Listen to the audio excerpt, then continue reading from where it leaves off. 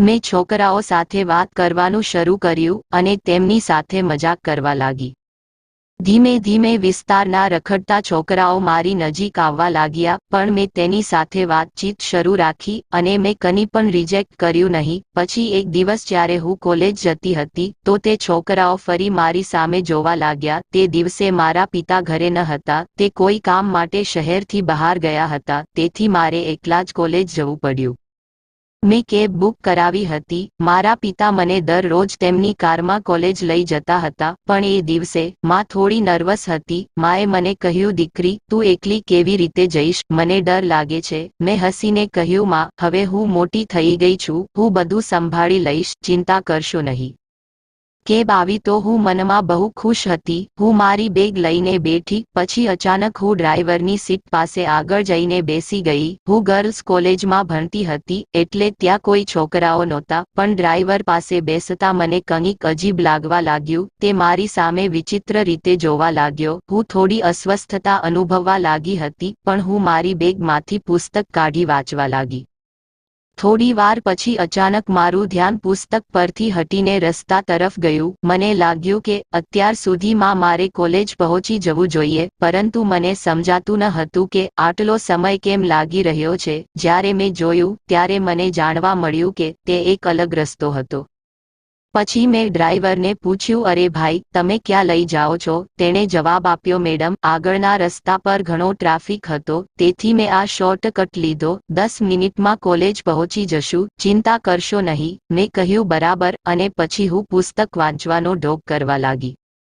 10 minute પછી ગાડી ઊભી રહી। મને લાગ્યું કે કોલેજ આવી ગઈ હશે, તેથી હું ઝડપથી નીચે આવવા લાગી, પરંતુ બહાર આવતાની સાથે જ મારી આંખો મોટી થઈ ગઈ। આ તો એક સુમસાન જગ્યા હતી। મારા ધબકારા વધી ગયા અને હું ગભરાઈ ગઈ। મેં ડ્રાઈવરને રોકવાનો પ્રયત્ન કર્યો અને કહ્યું, અરે ભાઈ, આ ક્યાં લાવ્યા છો? અહીં કોઈ કોલેજ નથી, તમે મને કયા વિસ્તારમાં લાવ્યા છો? પણ તેને ગાડી સ્ટાર્ટ કરી અને ત્યાંથી નીકળી ગયો।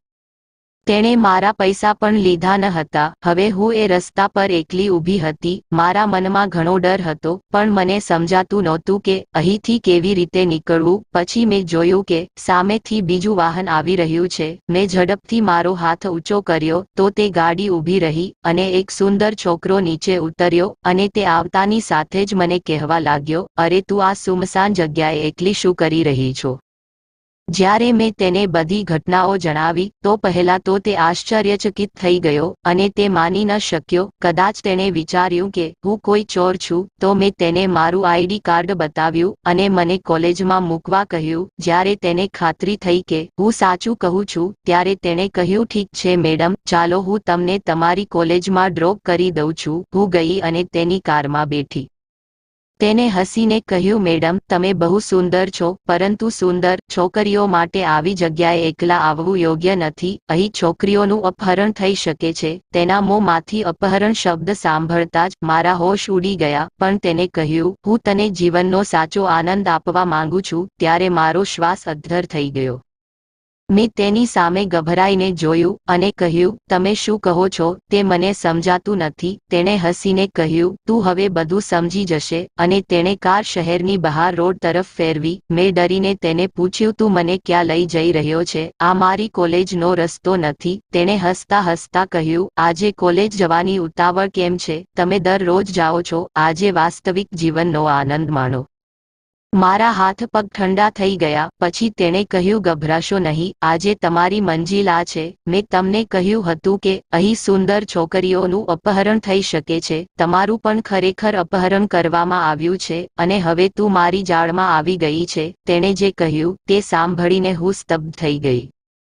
મેં ઊંચા અવાજે કહ્યું, તમે મારું અપહરણ કેવી રીતે કરી શકો? હું બાળક નથી, હું મોટી છોકરી બની ગઈ છું। તેણે હસીને કહ્યું, આજે તો મોટી ઉંમરની છોકરીઓનું પણ આ રીતે અપહરણ થાય છે। તેને કહ્યું કે તું દરરોજ આવા ટૂંકા કપડાં પહેરીને કોલેજ જાય છે, આટલો સુંદર મેકઅપ કરે છે, તો શું તમે ક્યારેય સમજ્યું છે કે છોકરાઓ પર તેની શું અસર થાય છે?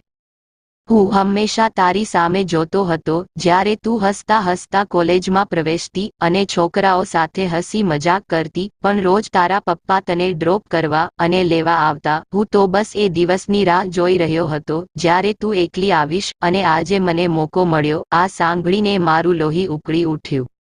મેં તેને ધક્કો મારીને ભાગવાનો પ્રયાસ કર્યો, પણ તેણે તરત જ મારો હાથ પકડી લીધો અને કહ્યું, અહીંથી નીકળવાનો કોઈ રસ્તો નથી. તમે કદાચ જાણતા નથી કે હું કોણ છું અને હું તમારી સાથે શું કરવા જઈ રહ્યો છું. મેં ગભરાઈને કહ્યું, જુઓ, તમે જે પણ છો, મારે તમારી સાથે કોઈ લેવા દેવા નથી. મહેરબાની કરીને મને અહીંથી જવા દો.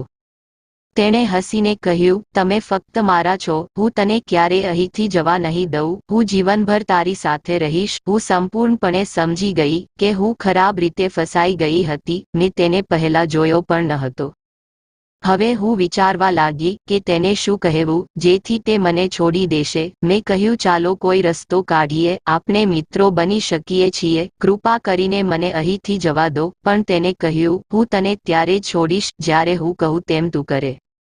આ સાંભળીને મને વધુ ગુસ્સો આવ્યો. તેને નજીક આવીને કહ્યું કે મારાથી આટલો ગુસ્સો ના કર, નહીતર હું તારી એવી હાલત કરીશ કે તે ક્યારેય કલ્પના પણ નહીં કરી હોય. તે મારી તરફ આવવા લાગ્યો અને મેં તેને પાછળ ધકેલી દેવાનો પ્રયાસ કર્યો. હું મારી પૂરી તાકાતથી તેનો વિરોધ કરી રહી હતી. મેં એકવાર તેના વાળ ખેંચી લીધા, પરંતુ તેણે તરત જ તેના હાથથી મારું મોં બંધ કરી દીધું અને બીજા હાથથી મારા બંને હાથ પકડી લીધા.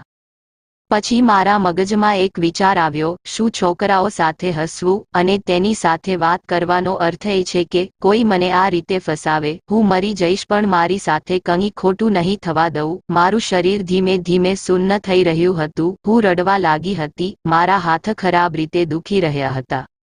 જ્યારે છોકરાએ મારી આંખોમાં આંસુ જોયા તો તે થોડા સમય માટે અટકી ગયો. આંસુ જોઈને તેણે મારા આંસુ સાફ કર્યા. જ્યારે મેં મારી લાલ આંખો ખોલી ત્યારે છોકરાએ મને એક ક્ષણ માટે છોડી દીધી. હું વિચારવા લાગી, તેને આવું કેમ કર્યું?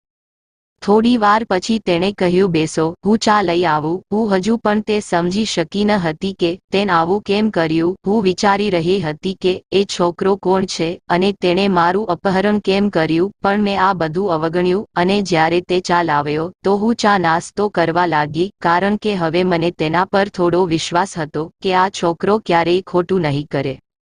ત્યારે અચાનક છોકરાએ કહ્યું, રાની, હું તને નફરત કરું છું. તેથી જ મેં વિચાર્યું કે હું તને બરબાદ કરી અને તારા પરિવારની સામે ફેંકી દઈશ. પણ જ્યારે તું મારી સામે આવી ત્યારે મેં જે આયોજન કર્યું હતું તે હું ઈચ્છવા છતાં પણ કરી શક્યો નહીં. મને ખબર નથી કે મને શું થયું છે, પણ તને જોઈને મારી બધી શક્તિ ક્યાં ગઈ તે ખબર નથી.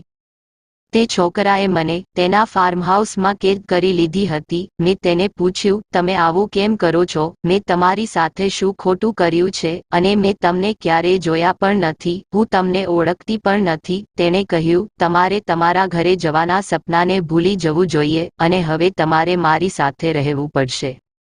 મેં તેને પૂછ્યું, શું થયું કે તમે મને અહીં લાવ્યા અને મારી સાથે આવું કરો છો? અમારી કોઈ દુશ્મની નથી ના, અમે એકબીજાને પ્રેમ કરીએ છીએ. મેં મગજમાં વિચાર્યું કે આ છોકરો કોણ છે, પણ કંઈ યાદ ન આવ્યું. મેં તેને પૂછ્યું કે તમારું નામ શું છે? તેણે જવાબ આપ્યો, મારું નામ આદિત્ય છે. આદિત્ય નામ સાંભળીને હું વિચારમાં પડી ગઈ કે શું હું તેને જાણું છું. મને આમ જોઈ તેને કહ્યું, શું વિચારે છે કે તું મને જાણે છે કે નહીં? મેં કહ્યું, હા, હું વિચારું છું કે કદાચ હું તમને ઓળખું છું અથવા કદાચ નહીં. મેં તેને પૂછ્યું, તું મને શા માટે નફરત કરે છે? મારે કોઈની સાથે દુશ્મની નથી. તો તે ગુસ્સાથી મારી સામે જોવા લાગ્યો અને હું વિચારવા લાગી કે મારા માતા પિતા કેટલા ચિંતિત હશે. મારો ભાઈ મને શોધી રહ્યો હશે. ગભરાઈને મેં આદિત્યને કહ્યું, તમે મને છોડી દો, રાત થઈ ગઈ છે. મારી માએ રડીને તેની હાલત ખરાબ કરી લીધી હશે. મારો ભાઈ મને શોધી રહ્યો હશે. તે ખૂબ ગુસ્સે થશે. મારા શબ્દોની તેના પર કોઈ અસર ન થઈ. હું તેની સામે હાથ જોડી કહેવા લાગી, મને છોડી દો, મને જવા દો. પરંતુ તે વધુ ગુસ્સે થઈ ગયો અને બોલ્યો, શું તમારા પરિવારના સભ્યોએ ક્યારેય કોઈ પર દયા કરી છે? આ સાંભળીને હું ડરી ગઈ અને તેને પૂછ્યું કે શું તમને મારા પરિવાર સાથે કોઈ દુશ્મની છે? મને સાચું કહો, તમે શું છુપાવો છો? કદાચ હું તમને મદદ કરી શકું. તેણે ગુસ્સામાં કહ્યું, તારા શરીરમાં પણ એ જ ગંદુ લોહી વહી રહ્યું છે. મને ગુસ્સે ન કર, નહીં તો હું તને એવી સજા આપીશ કે તે સપનામાં પણ કલ્પના કરી નહીં હોય. હું સાવ ડરી ગઈ હતી. મને સમજાતું નહોતું કે હવે શું કરવું. અને પછી તેણે ગુસ્સામાં કહ્યું, દિલ કરે છે કે તને બરબાદ કરી નાખું, પણ આટલું કહી તે મારા રૂમનો દરવાજો બંધ કરીને રૂમની બહાર નીકળી ગયો. હું ખૂબ ડરી ગઈ હતી, રડવા અને ચીસો પાડવા લાગી.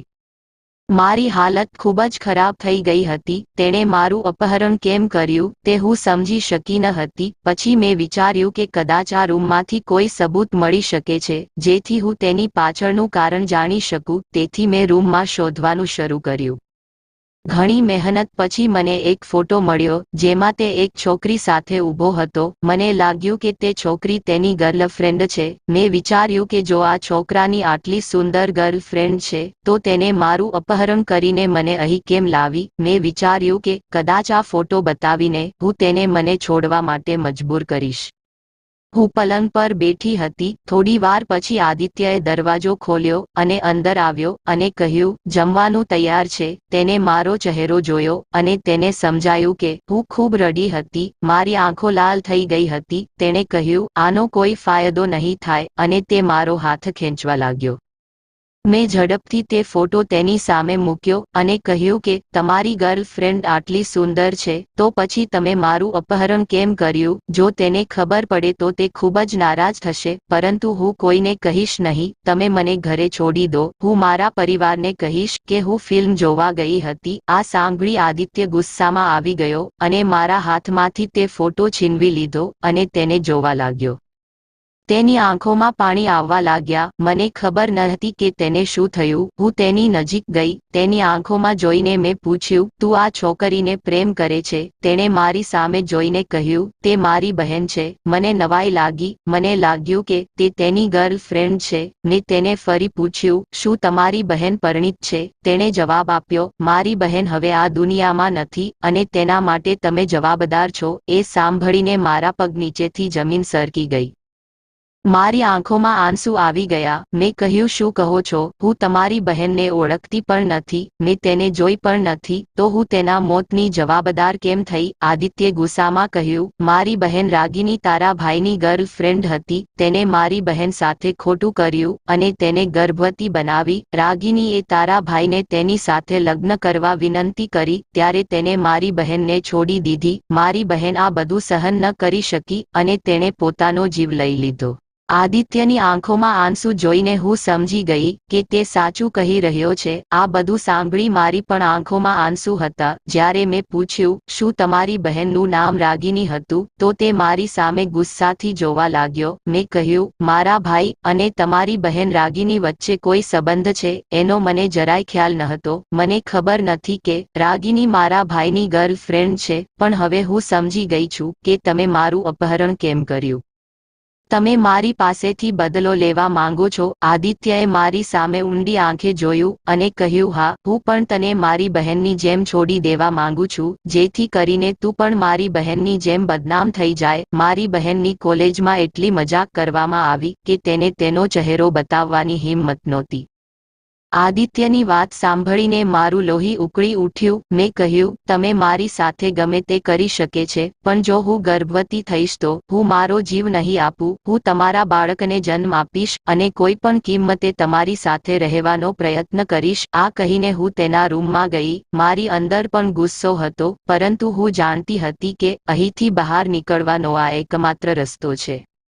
એટલામાં જ આદિત્ય મારી પાછળ રૂમમાં આવ્યો. તેણે નજીક આવીને કહ્યું, તું શું કરે છે? મેં કહ્યું, હું તમારી બહેનને પાછી નહીં લાવી શકું અને જે થયું એમાં માત્ર મારા ભાઈનો જ વાંક નહોતું. તમારી બહેનની પણ ભૂલ હતી. જો તમારો ગુસ્સો અને નફરત આ રીતે સમાપ્ત થઈ જશે તો હું પણ જોવા માંગુ છું કે તમે મને કેટલી નફરત કરો છો. પણ તેને કહ્યું, હું તારા ભાઈ જેવો જાનવર નથી.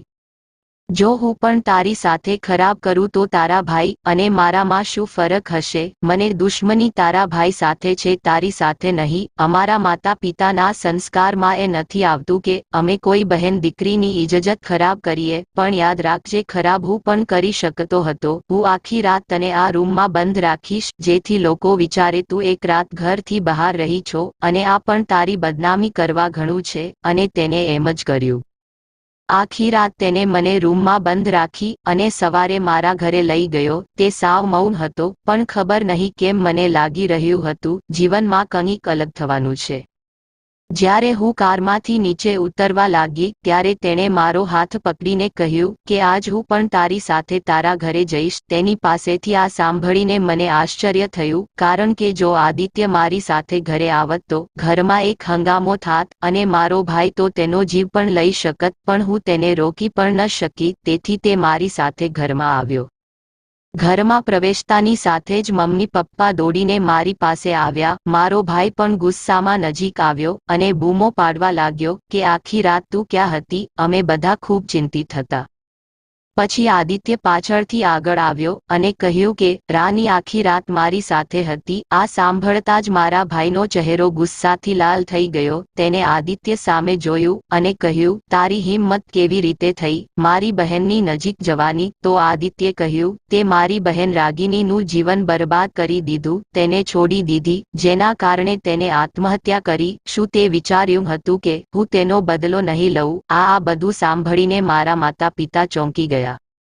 માએ રડતા રડતા કહ્યું, દીકરી, આ માણસે તારી સાથે શું કર્યું? મેં કહ્યું, માં, તે કરવા માટે તો ઘણું કરી શકતો હતો, પણ તેની પરવરિશ એવી નથી. અને માં, હું તમને કહી દઉં કે હું આદિત્યને પ્રેમ કરવા લાગી છું. આ સાંભળી આદિત્ય હેરાન થઈ ગયો અને તેને કહ્યું, હું ક્યારેય પણ મારી બહેનના ગુનેગારની બહેન સાથે લગ્ન કરી શકતો નથી. અને તે ત્યાંથી જવા લાગ્યો.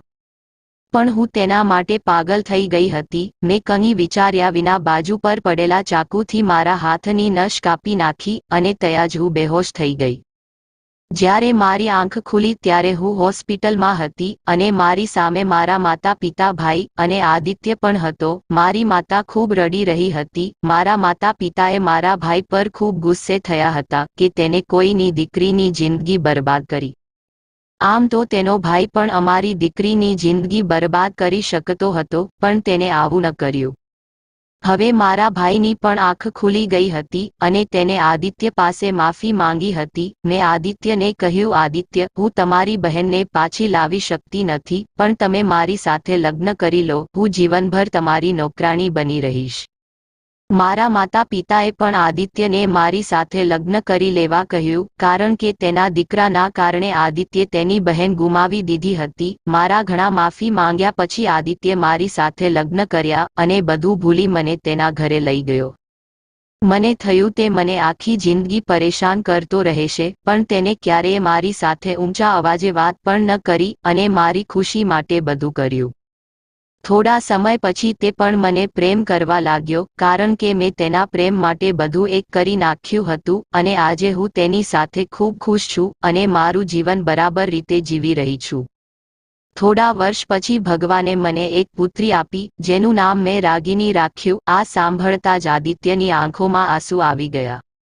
તો મિત્રો, આમાંથી બે વાત ખૂબ શીખવા જેવી છે. એક, પહેલા તો કોઈની દીકરી સાથે ખરાબ ન કરો, કારણ કે તેની જગ્યાએ કાલે તમારી બહેન દીકરી પણ હોઈ શકે છે. અને બીજું કે ભાઈએ તેની બહેન સાથે ખરાબ હોવા ઉપરાંત તેના ગુનેગારની બહેન સાથે ખરાબ ન કર્યું. હંમેશા સાચા માર્ગ અને મા બાપના સંસ્કાર પર ચાલ્યો અને ખોટું અથવા કોઈની દીકરી સાથે ખરાબ ન કર્યું. મિત્રો, જો આપણે પણ બીજા જેમ ખરાબ કરવા લાગશી તો આપણા અને તેનામાં શું ફરક હશે? તેથી હંમેશા આપણા અને તેનામાં શું ફરક હશે? તેથી હંમેશા સાચા અને સારા નિર્ણય લો. તો મિત્રો, આ વાર્તા તમને કેવી લાગી? કોમેન્ટ કરીને જરૂર જણાવજો. જય માતાજી, જય દ્વારકાધીશ.